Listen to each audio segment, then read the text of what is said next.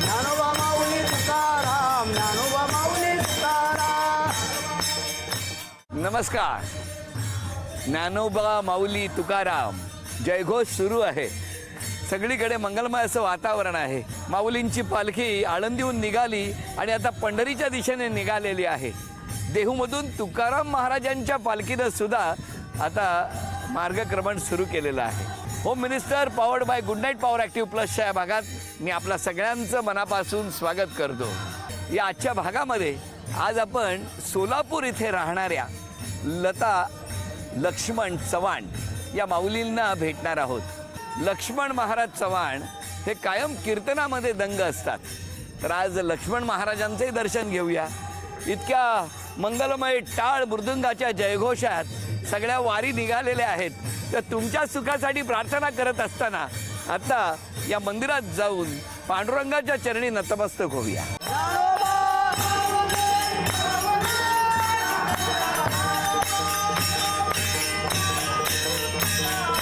ज्ञानोबा माऊली, माऊली तुकाराम.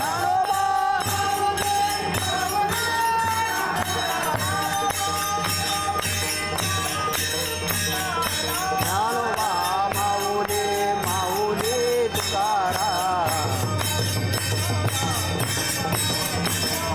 ज्ञानोबा माऊली तुकाराम, ज्ञानोबा माऊली तुकाराम. ज्या मंदिरात आत्ता आपण आहोत त्या ठिकाणी आपण बघितलं तर संत श्रेष्ठ ज्ञानेश्वर माऊली आणि जगद्गुरू तुकाराम महाराज यांचं दर्शन घेऊन साक्षात पांडुरंग तुम्हाला आशीर्वाद देत आहेत. असं काहीसं हे मंगलमय असं वातावरण. कोणत्याही क्षणी पाऊस पडेल. पाऊस पाणी याची जराही पर्वा न करता सगळे वारकरी निघालेले आहेत पंढरीच्या दिशेने. मी सुद्धा पांडुरंगाच्या चरणी प्रार्थना करेन की सगळीकडे भरपूर पाऊस होऊ दे आणि सगळ्यांचं सगळं चांगलं होऊ दे. बोला पुंडलिक वरदार विठ्ठल ज्ञानदेव तुकाराम की जय. ज्ञानेश्वर महाराज की जय. जगद्गुरु तुकाराम महाराज की जय.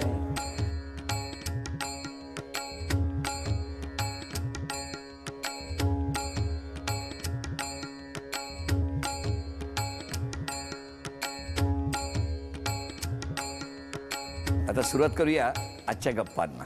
किती मस्त इथे आल्यानंतर ज्या पद्धतीने पांडुरंगाचा जयघोष सुरू होता. खूप आनंदाचं वातावरण आहे. सगळीकडे असं भक्तिमय वातावरणामध्ये आता सगळ्या पालख्या जितक्या जितक्या दिंडी आहेत त्या निघालेल्या आहेत पंढरीच्या दिशेने. मग तुमचं जाणं असतं? हो असतं. हो हो दरवर्षी असतं. तुमचं बालपण कुठलं? माझं बालपण हिप्परगा. हिप्परगा. हो. इथून किती लांब? सोलापूर पासून एक 10 किलोमीटर असेल. 10 किलोमीटर. आणि मग तिथे कोण कोण होतं? तुम्ही लहान होता तेव्हा घरात? आई वडील हां. आणि नंतर भावाचं लग्न झालं. माऊली तुमचं बालपण कुठलं? सोलापूर शहरातच गेलो. सोलापूर शहरात. जन्मही सोलापुरातलाच. हो. मग घरात कोण कोण? वडील, आई, तिघे भाऊ, एक बहीण. बरं आता मला सांगा तुमची ओळख कशी झाली?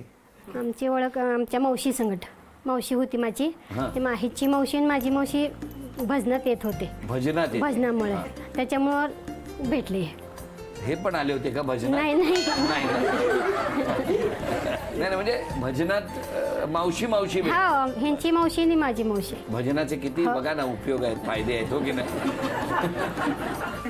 मग पुढे बघायला आले. आमची मावशी भेटली आमच्या घरी. आई वडिलाला विचारले असं स्थळ आहे म्हणले.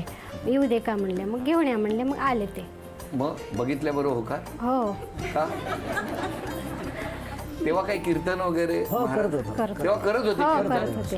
वा वा वा. मी इयत्ता 10वी मध्ये शिकत असल्यापासून कीर्तन करतो. इतकी वर्ष कीर्तन करतात तुम्ही. आणि महाराष्ट्रात 48 सगळे- वर्ष झाली आता कीर्तन. किती? 48 वर्ष. 48 वर्ष कीर्तन करतात. किती मोठा योग आहे. आणि लग्नाला किती वर्ष झाली? 40 वर्ष. 40 वर्ष. पण मग मला सांगा त्यावेळेला मग तुम्ही एकमेकांना बघितलं आणि लगेच लग्नाचं ठरलं का? हो. मग किती दिवसांनी लग्न झालं? महिना 2 महिन्यांनी. महिन्या 2 महिने. तुम्ही कुठे होता तेव्हा? मी आपल्या मिलची नोकरी करायचो आणि लग्न जमलंय म्हणून सांगितल्यानंतर ठीक आहे म्हटलं.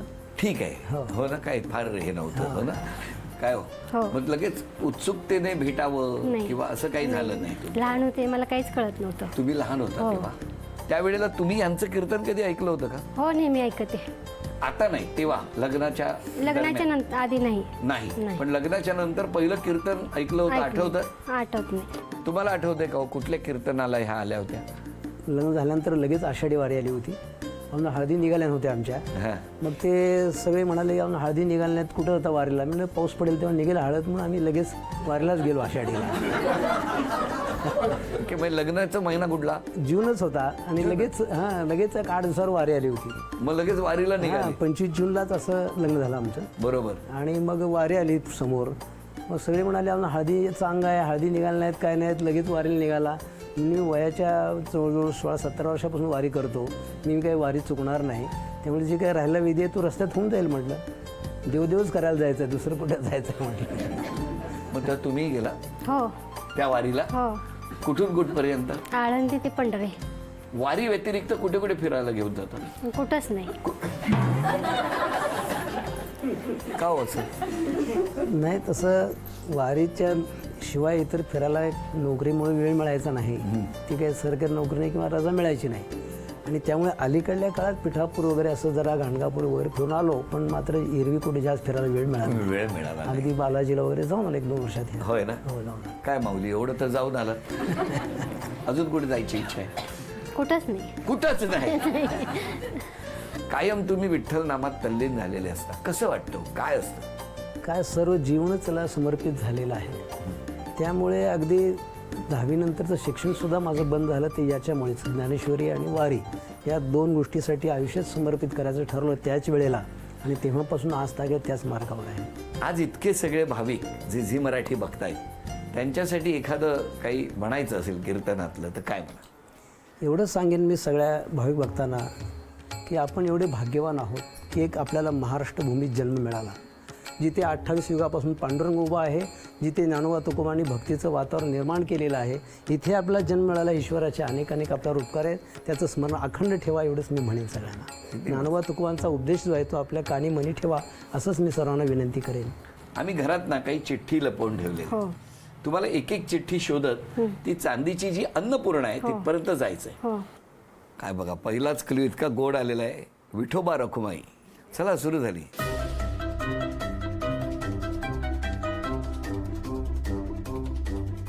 मोठ्याने वाचा, वाचा ते लवकर. पुढे येत नाही वाचायला. बरं, मी मदत करतो. विठ्ठल नामाचा गजर वाजे मृदुंग. 10 लवकर. 20 सेकंद.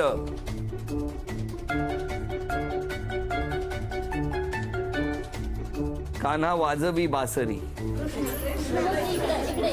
नाही, तुम्ही फक्त बाजूला जायला द्या लवकर.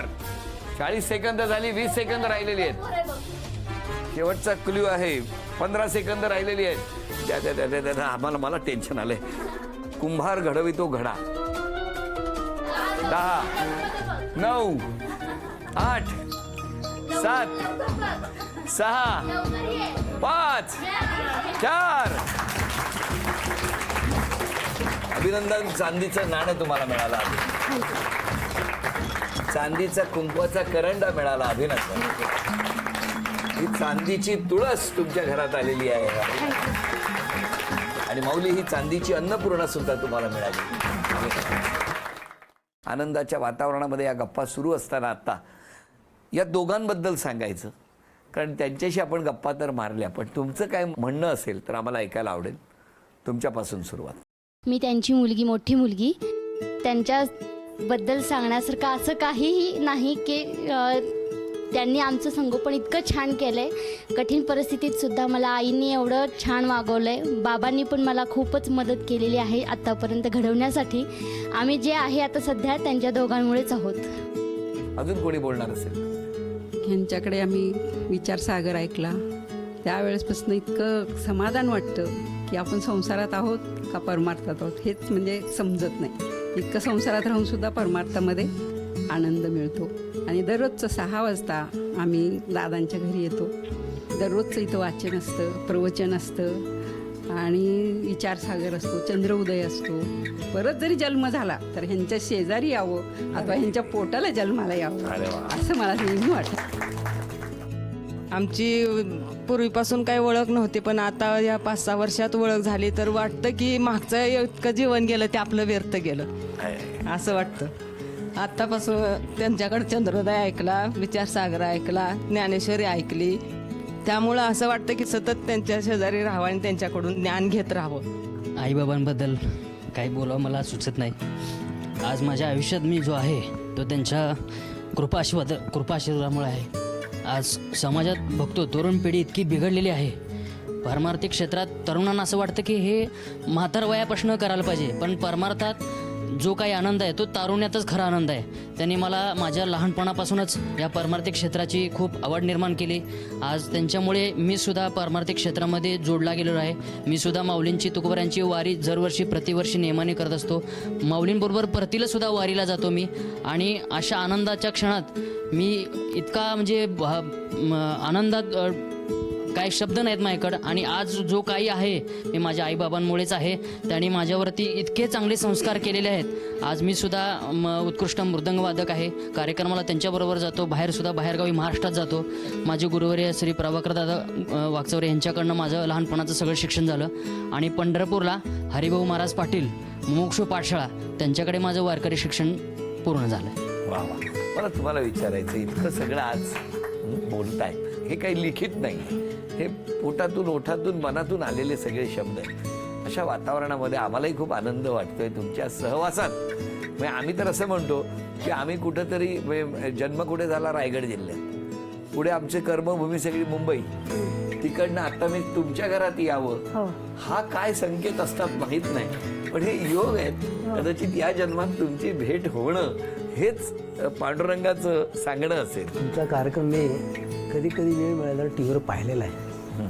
मला वाटायचं की हा केवढा सगळ्या महाराष्ट्राच्या कानाकोपऱ्यात फिरून अनेक लोकांचं जीवन आहे ते कसं आहे समाजापुढे मांडणारा हा तरुण आहे. समाजामध्ये अशी काही अनेक दाम्पत्य, अशी अनेक कुटुंब आहेत की ज्यांची ओळख समाजाला होण्याची गरज आहे. त्यांच्यापर्यंत जातात, तो कार्यक्रम घडवतात, लोकांपुढे तो मांडतात. याचं मला आश्चर्य वाटायचं. कधी काळी हा मनुष्य मला आयुष्यात भेटेल का असं वाटत होतं, पण आज माझ्या घरीच तुम्ही आल्याचं मला आनंद आहे. कारण कसं आहे ना, मी म्हटलं ना की 16 वर्ष झाली हो, रोज घरात जायचं, वेगवेगळ्या घरांमध्ये, आणि त्या घराला थोडंसं आनंद देऊन हसरं करायचं. अशीच ही आनंदाची वारी झी मराठीची गेली 15 ते 16 वर्ष सुरू आहे. आणि मी रोज बघते तुमचा कार्यक्रम. बरं करता तुम्ही. या ठिकाणी ना हा खेळ आहे, हा मी टाळ प्रत्येकाकडे देणार आहे. प्रत्येकाकडे टाळ आला की असं वाजवायचा आणि पुढच्याकडे द्यायचा.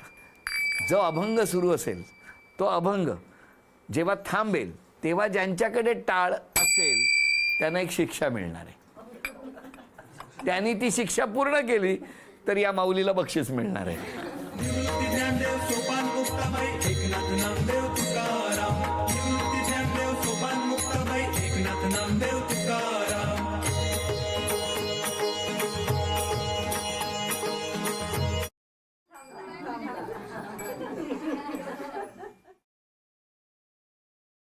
विविध रंगी चेंडू आहेत. त्या चेंडूंमधून फक्त गुलाबी रंगाचे चेंडू तुम्हाला वेगळे करायचे. 30 सेकंदामध्ये 10 चेंडू वेगळे करायचे. सावकाश खेळ खेळायचा. इतर चेंडू त्या टोपलीच्या बाहेर पडणार नाही त्याची काळजी करायची. तुमची वेळ सुरू होते आता.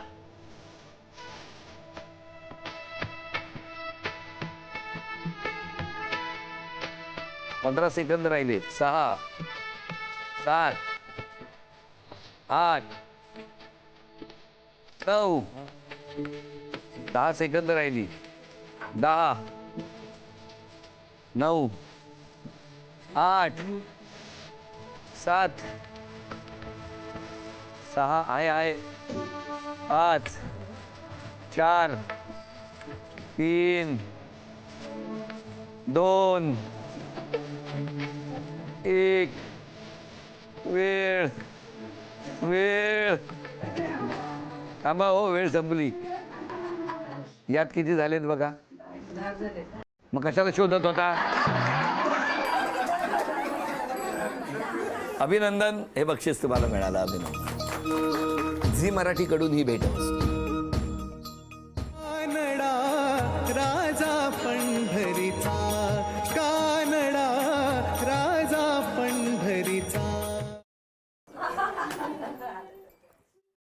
हाताच्या एका बोटाच्या सहाय्याने तुम्हाला बांगड्या गोळा करायच्या आहेत. 30 सेकंदामध्ये 7 बांगड्या जर तुम्ही गोळा केल्या तर या माऊलीला बक्षीस. बघूया, तुमची वेळ सुरू होते आत्ता. हा, 1 2 3 4 5 6 करत राहा. 7 8 10 सेकंद राहिलेत. 9 लवकर. 8 7 6 माऊली ठेवा. अभिनंदन. झी मराठीकडून ही भेट असते.